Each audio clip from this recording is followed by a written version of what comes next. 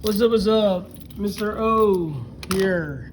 And today we're going to learn how to solve by completing the square when A, or the leading coefficient, is not equal to 1. Basically, this is the big boy completing the square. You can call it that way.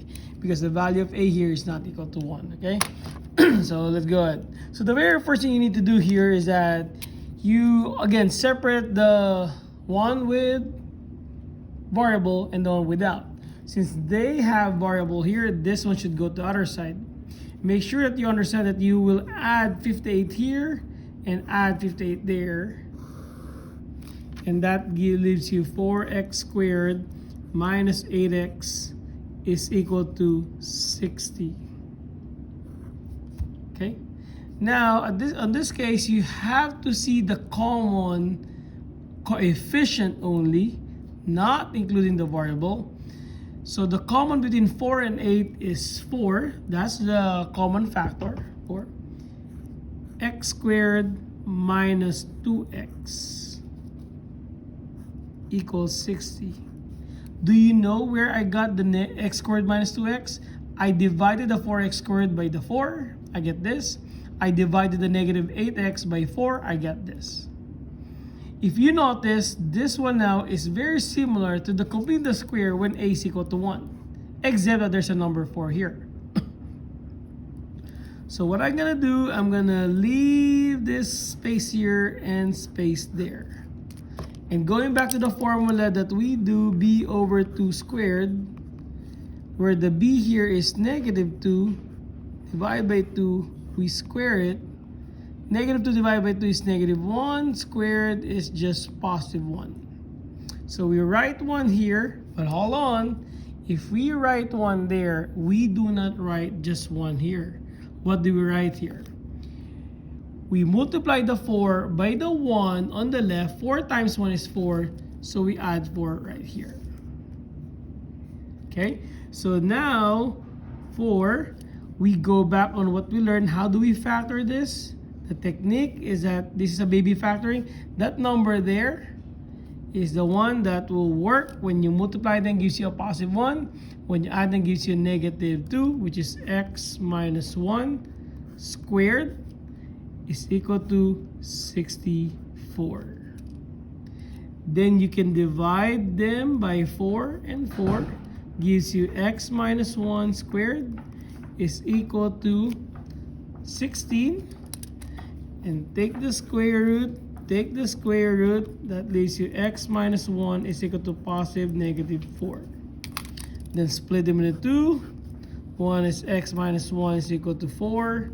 And x minus 1 is equal to negative 4. And solve for the x, just simply add 1, x equal to 5. Add 1, x is equal to negative 3. There you have it. Example number 2. Again, I have a 7x squared plus 14x minus 54 equals 2. The first thing to do is everything with the variable stays, and the one with constant, join them together on the other side. So this will be positive 54 plus 54. Again, be careful. Some of you will just write minus 54 here.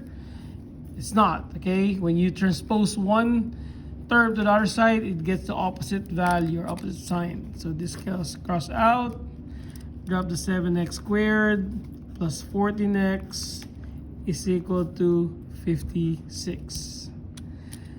Sometimes you can divide them all by the common factor, which like here, they're all divisible by 7. But I'm not gonna do that one here because sometimes it's not divisible by 7 and you will end up with a fraction. But some of you who can figure out that they're all divisible by 7 here, you can do that one. But since we're solving by completing the square, I'm just gonna factor out the leading coefficient and make this one like a baby factoring. And again, you understand how I get the x squared by dividing the 7x squared by 7, dividing 14x by 7, I get the 2x there. Leave some space here because you're gonna write something here and it's always positive. And plus something here.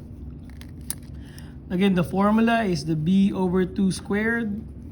The b there is 2 divided by 2 1 squared, and it's 1. Remember, we're going to use this 1 here later on, so you're going to add 1 there. Do we add 1 here? If you say yes, you're wrong. You multiply the 7 by the 1. 7 times 1, it's 7. So if this was a 2, you're going to add 14 here because you have to 7 times 2. But since it's 1, 7 times 1 is 7. So that gives us 7x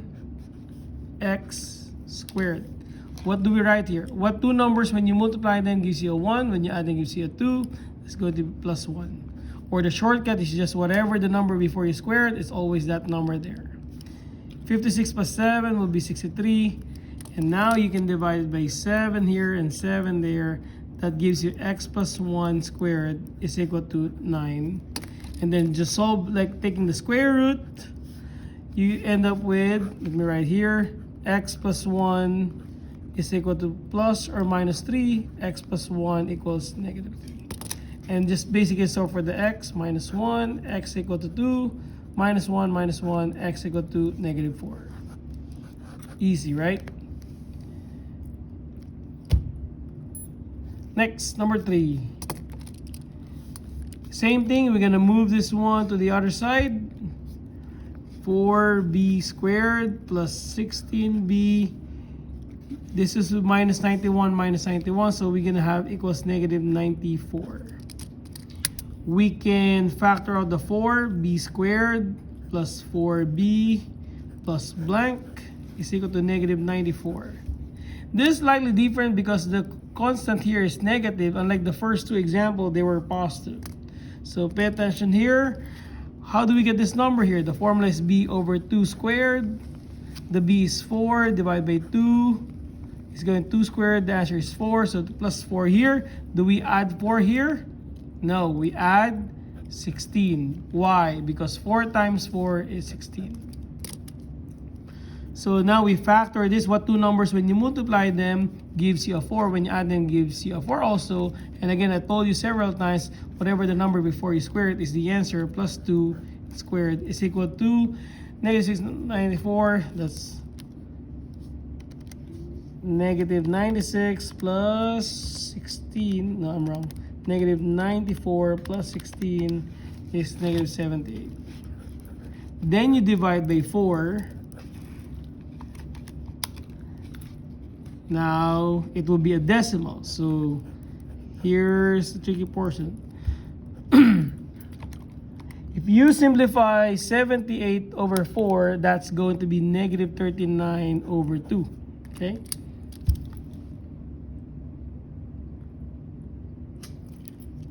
Then take the square root of that, take the square root of that one, cross it out. This will give you b is equal to b plus 2 equals the square root of negative 39 over 2 plus or minus. In this case, I told you you need to subtract 2, you need to subtract 2. And where do you take the negative 2? At the back and front. If you said in the back, you're wrong. You gotta put it in front of that one. So it will be b equals negative 2 plus or minus square of 39, negative 39 over 2. We can do more about this one, like the negative in the 39. What do? We bring that out by having an I outside. We can do more, but for now, this is where we're gonna end up, and that will be our answer. Okay? Kaboom.